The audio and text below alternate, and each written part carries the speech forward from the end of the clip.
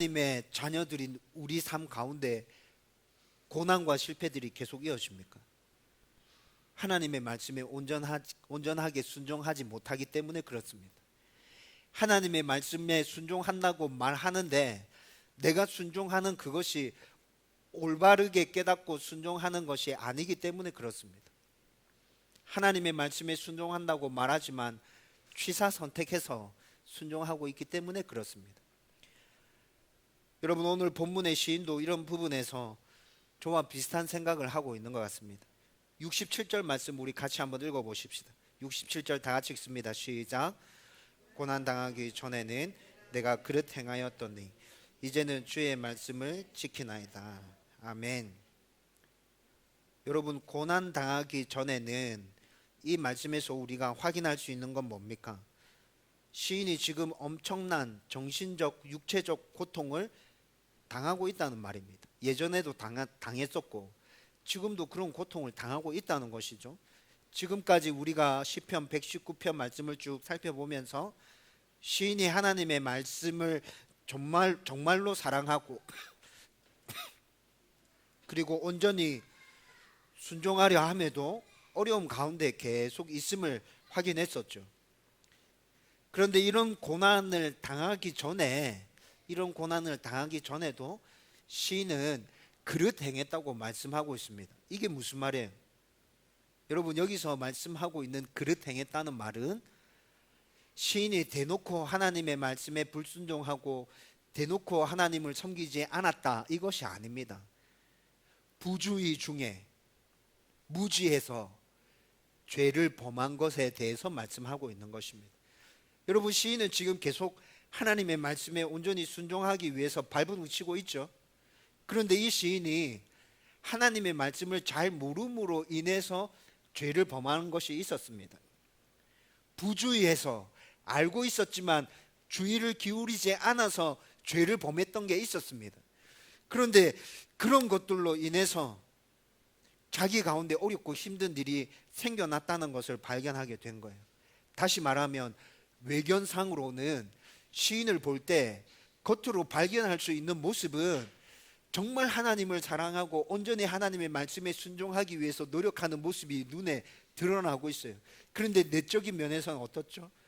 부주의하고 무지해서 하나님의 말씀을 온전히 순종해내지 못함으로 인해서 자기 가운데 어려운 문제들이 생겨나고 있는 것을 시인이 발견하게 됐다는 것이죠. 그래서 시인은 이 고난으로 인해서 현재 자신이 더욱더 하나님의 말씀을 온전하게 깨닫고 더욱더 온전하게 순종할 수 있게 되었다고 고백하고 있는 것입니다. 여러분, 지금 시인은 자기가 당면하고 있는 고난과 실패에 포커스를 맞추고 있는 것이 아닙니다. 그 고난과 실패를 통해서 내가 더 온전하게 하나님의 말씀을 깨닫게 되었고 더 온전하게 순종할 수 있게 된 것에 대해서 거기에다가 포커스를 맞추고 있다고요. 그래서 시인은 나에게 닥쳐온 이 고난이 유익이라고 그렇게 고백하고 있는 것이죠. 여러분, 아마 모든 사람들과 마찬가지로 시인 역시 고난 자체가 반갑거나 달가워하지 않았을 거예요. 하지만 시인은 이 고난을 계기로 말씀을 준행하게 되었다는 것 때문에 고난 자체도 긍정적으로 평가하고 있는 것이죠. 시인은 자신에게 닥친 극심한 고난 때문에 하나님께 나아가서 부르짖고 기도합니다. 자신을 하나님 말씀 앞에 다시 세우고 점검하면서 돌아봅니다. 그렇게 하면서 이전에는 깨닫지 못했던 거, 그리고 지금 현재 나의 모습 가운데서 잘못되어져 있는 거 발견하게 된 거죠.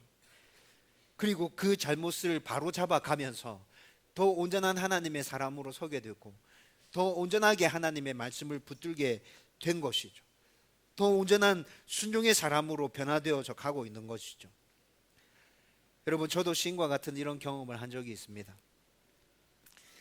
아주 오래전 일인데 저한테는 잊혀지지 않는 경험입니다.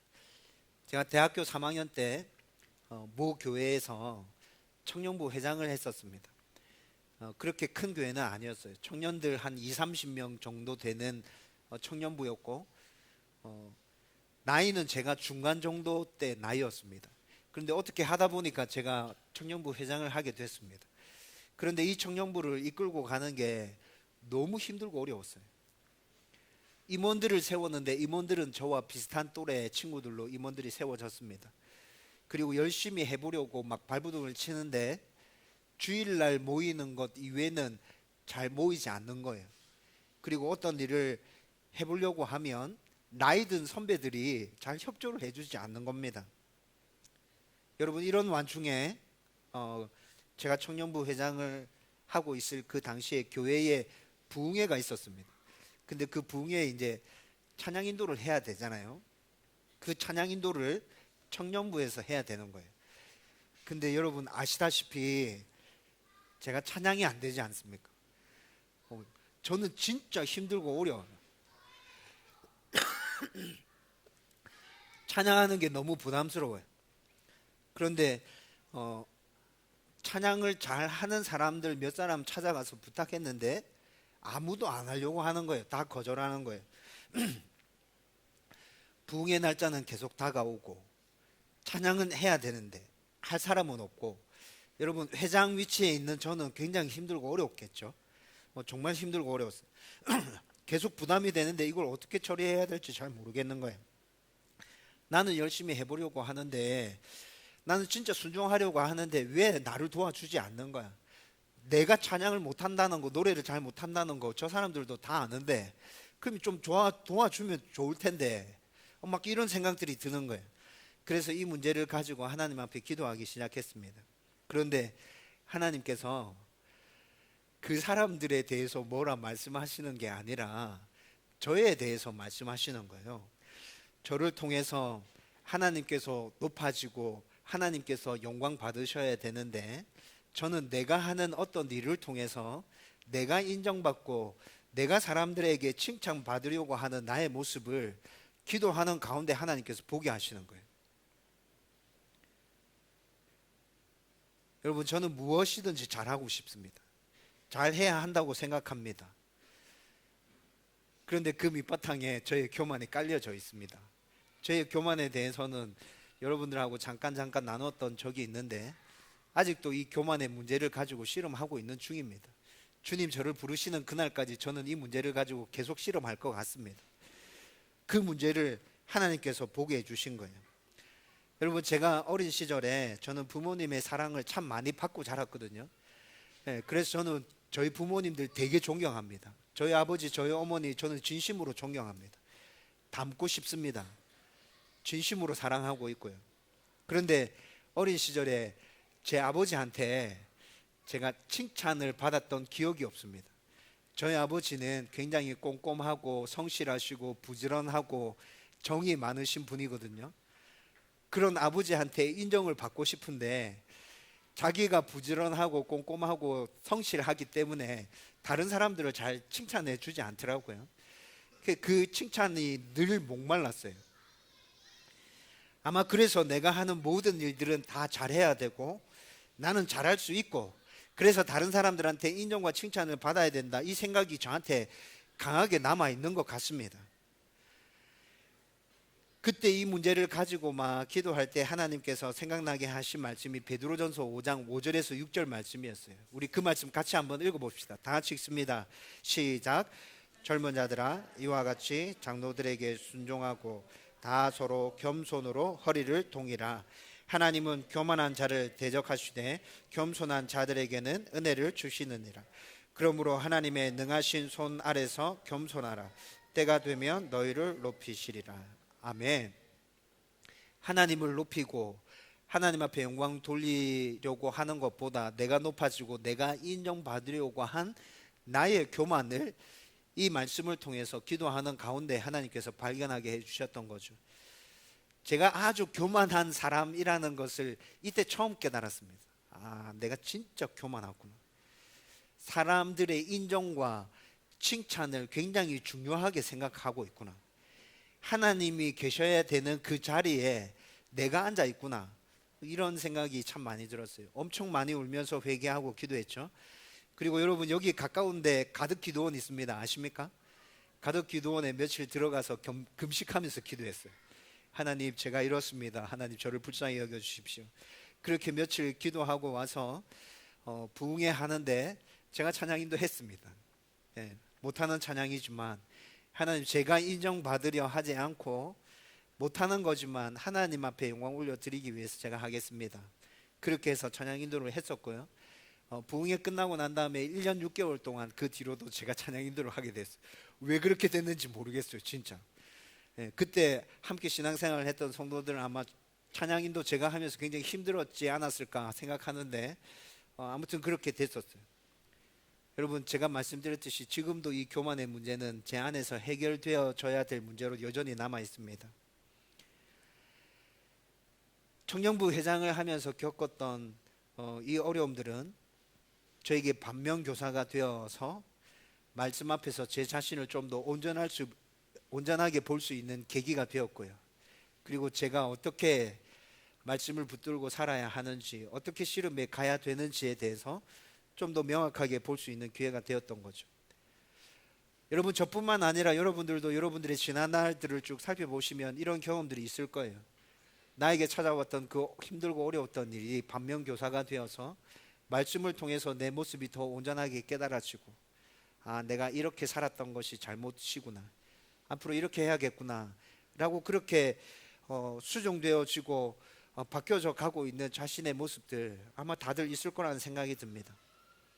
여러분, 이렇게 우리에게 닥쳐온 고난은 하나님의 자녀인 우리들에게는 우리가 온전하게 말씀 앞에 선다면 반면교사가 되어지는 것입니다. 그래서 시인은 고난당한 것이 유익이라고 말씀하고 있습니다. 시편 119편 71절 말씀 우리 같이 읽읍시다. 다 같이 읽습니다. 시작. 고난당한 것이 내게 유익이라. 이로 말미암아 내가 주의 율례대를 배우게 되었나이다. 아멘. 고난 가운데서 자신의 모습을 제대로 발견할 수 있었다는 거죠. 제대로 확인할 수 있었습니다. 그래서 그 고난이 나에게 유익한 것이었다. 시인은 지금 이렇게 고백하고 있는 거죠. 내 죄가 무엇인지, 내가 잘못하고 있는 게 뭔지, 왜 이런 고난들이 나한테 계속되어지고 있는지, 내가 어떻게 살아야 가야 될 것인지, 그 고난을 통해서, 말씀을 통해서 깨닫게 되었다는 것입니다. 여러분, 시인은 자신에게 닥쳐온 고난 때문에 내가 좀 더 말씀 앞에 온전하게 설 수 있고 유익하게 된 이것이 유익이라고 고백하고 있는데, 이 말씀을 원문으로 살펴보면요, 그냥 유익한 것이었다 이렇게 말하고 있는 것이 아닙니다. 히브리어 원문으로 살펴보면 나에게 이런 말씀에 대해서 정확한 이해와 나의 잘못된 부분을 수정시켜 줬던 그 고난, 그것은 하나님의 선이었다, 하나님의 은혜였다. 원문에서 보면 시인이 그렇게 고백하고 있어요. 단순하게 나한테 도움이 되는 것이 아니라 절대적인 하나님의 선이었다고 고백하고 있는 거예요. 여러분, 시인의 하나님의 말씀에 대한 마음이 느껴지세요? 여러분, 고난을 좋아하는 사람이 어디 있어요? 실패를 좋아하는 사람이 어디 있어요? 그냥 그 고난과 그 실패가 나의 삶에 있어서 유익이 되었다 이렇게만 고백해도 우리는 저 사람 대단하다 그렇게 인정할 수밖에 없지 않습니까? 그런데 그것이 그냥 유익한 것이 아니었고 절대적인 하나님의 선이었어. 나에게 부어주시는 하나님의 은혜였어. 그래서 내가 이렇게 말씀 앞에 더 온전하게 설 수 있었고, 내가 말씀 앞에서 더 강한 사람이 될 수 있었던 거야. 시인은 지금 이렇게 고백하고 있는 것이라고요. 여러분, 이렇게 고난은 우리들을 말씀 가운데서 더 온전하게 설 수 있도록 하는 반면교사가 되어지는 것입니다. 하나님의 온전한 선이 되어지는 것입니다. 하나님께서 우리에게 부어주시는 완벽한 은혜가 되는 것이죠. 여러분들이 시인과 같이 여러분들의 고난 앞에서 이런 고백들을 할 수 있게 되기를 바랍니다. 그냥 나를 힘들게 하기 위해서, 나를 어렵게 하기 위해서 나에게 이런 고난이 허락되어진 게 아니야. 마귀가 하나님의 복을 받지 못하도록 나에게 이런 고난과 이런 실패들을 허락하는 것이지만, 하나님께서 또 그런 것들을 허용하고 계시는 이유는 이 가운데서 내가 더 온전한 하나님의 사람으로 설 수 있기 때문에 하나님께서 그렇게 하시는 거다. 나는 하나님의 말씀을 붙들고 이 고난과 이 어려움을 이겨낼 거야. 내가 무엇이 잘못되었는지, 나의 어떤 부분을 고쳐가야 되는지, 내가 어떻게 하나님의 말씀을 붙들어야 되는지 내가 다시 말씀 앞에 설 거야. 여러분들 가운데 이런 결단과 고백들이 일어날 수 있다면 여러분들이 당면한 그 고난은 시인의 고백처럼 정말 하나님의 은혜인 것이고 하나님의 절대적인 선이 되는 것입니다. 여러분, 이제 말씀을 정리하려고 합니다. 시인이 이 연을 마무리하면서 우리가 지금 65절에서 72절까지 한 연을 읽었죠. 그런데 이 연을 마무리하면서 아주 실제적인 비유를 들어서 하나님 말씀을 사모하는 것에 대해서 말씀해 주고 있습니다. 그런데 이 비유가 너무 강력합니다. 어떻게 이렇게 말할 수 있을까? 시인은 어떻게 이렇게 생각할 수 있지? 굉장히 큰 도전이 됩니다. 우리 72절 말씀 같이 한번 읽어보십시다. 다 같이 읽습니다. 시작. 주의 입의 법이 내게는 천천 금은보다 좋으니이다. 아멘. 여러분, 천천 금은이라는 표현은 단적으로는 이 세상의 물질적 풍요를 뜻하는 것입니다. 그리고 단적인 의미뿐만 아니라 감춰져 있는, 함께 포함하고 있는 의미는 물질적인 풍요뿐만이 아니라 세상의 권세와 명예까지 다 포함하고 있는 거예요. 근데 지금 시인이 뭐라 고백하고 있죠? 주의 입의 법이, 하나님의 말씀이 내게는 천천 금은보다, 이 세상의 물질적 풍요보다, 권세보다, 명예보다 더 좋습니다. 이렇게 고백하고 있죠. 여러분, 이 시인의 이 고백은 지금까지 우리가 시편 119편 말씀을 쭉 살펴오면서 시인이 말씀에 대한 열정과 사모함, 하나님을 사랑하는 마음 확인해 봤을 때 진짜 참인 듯합니다. 아, 시인은 진짜 이 진심으로 이렇게 고백하고 있구나 라는 것을 알 수 있게 되죠. 여러분, 그런데 여기서 시인의 이 고백을 보면서 굉장히 많은 생각을 하게 합니다. 지금 이 시대에 살아가고 있는 그리스도인들은 시인과 같이 이렇게 하나님을 사랑하고 하나님의 말씀을 사모한다고 고백할 수 있는 사람 얼마나 될까? 나는 이 세상의 풍요와 권세와 명예보다 하나님의 말씀을 더 사랑하고 있는가? 여러분, 이 질문 앞에 쉽게 예라고 대답하지 못하는 나를 발견합니다. 여러분들은 어떻습니까? 여러분, 이 말씀을 준비하면서 시인의 72절의 이 고백을 붙들고 제가 이틀을 씨름했어요. 하나님, 저는 왜 이렇게 고백되어지지 않죠? 하나님, 저도 하나님 사랑하는데요. 하나님 말씀 진짜 지키고 싶은데요. 그런데 하나님, 진짜 시인과 같이는 고백할 수 없어요. 아, 하나님, 제가 왜 이렇죠? 이틀 동안 씨름하고 겨우겨우 고백하게 된 게 하나님과 하나님의 말씀을 사랑합니다. 그런데 더 많이 사랑하게 해주세요. 이렇게 고백하게 됐어요. 여러분, 더 많이 사랑하게 해주세요. 이 고백 안에 담겨져 있는 저의 마음을 아시겠어요? 아직 하나님에 대한 사랑이 많이 부족한 나를 발견하게 됩니다. 하나님의 말씀을 순종하기 위해서 노력한다고 말하지만 그 노력이 아직 더 부족한 나를 발견하게 돼요.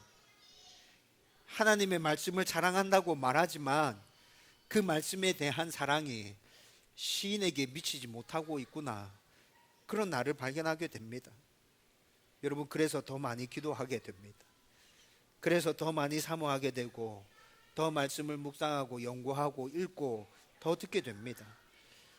흉내만 내는 것이 아니라 진심으로 이런 질문들 앞에 주저없이 저도 시인과 같이 예라고 대답하고 싶은데, 정말 그런 좋은 하나님의 사람 될 수 있도록 하나님 저에게 은혜를 주십시오 라고 간구하게 됩니다. 말로만, 겉으로만 내가 하나님을 사랑한다고, 말씀을 붙들고 있노라고, 말씀을 지키기 위해서 순종하고 있노라고 그렇게 말하는 것이 아니라, 정말 시인과 같이 온 마음을 다하여서 하나님, 이 세상의 부요보다 하나님의 말씀이 더 좋습니다. 이 세상의 권세보다, 이 세상의 명예보다 저는 하나님의 말씀이 더 좋습니다. 이렇게 진심으로 고백할 수 있는 제가 되었으면 좋겠습니다. 여러분, 저뿐만이 아니라 여러분들도 그렇게 고백할 수 있게 되기를 주님의 이름으로 축원합니다. 지금 당장 그렇게 고백할 수 없다 할지라도 하나님, 제가 정말 더 하나님을 사랑하게 해주십시오. 정말 더 말씀을 사랑하게 해주십시오. 그래서 지금 당장은 이 세상의 부요보다, 풍요보다, 명예보다 내가 하나님을 더 사랑한다고, 하나님의 말씀을 더 사랑한다고 그렇게 고백할 수는 없지만, 하나님 이후의 시간이 지나고 난 다음에 이 질문을 다시 받았을 때 분명하고 명확하게 선뜻 예라고 대답할 수 있는 제가 될 수 있도록 하나님 도와주십시오. 여러분들 가운데 그런 강한 열망과 소망이 있다면 시간이 흐르고 난 다음에 우리 가운데 그렇게 고백할 수 있는 은혜가 주어질 것입니다. 여러분, 그렇게 고백될 수 있다면 하나님의 은혜와 복이 이미 우리 삶 가운데 풍성하게 넘쳐 흐르고 있을 것입니다. 우리의 삶을 통해서 우리의 주위에 있는 많은 사람들이 도전받고 있을 거예요. 저는 진심으로 온 마음을 다해서 저와 여러분들이 그런 삶을 살아갈 수 있게 되기를 주님의 이름으로 축원드립니다.